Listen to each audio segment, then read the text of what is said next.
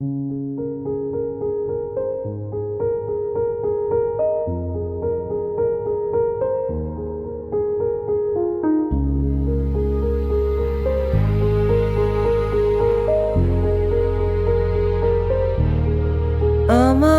ক্লান্ত বিকেল, বুকে হাওয়া লাগিয়ে হাঁটা কতটা পথ হেঁটেছি গন্তব্যহীন চেনায় শহরের গলি। তোদের মাঝে যখন থাকি আমি, পৃথিবী তখন আপন লাগে।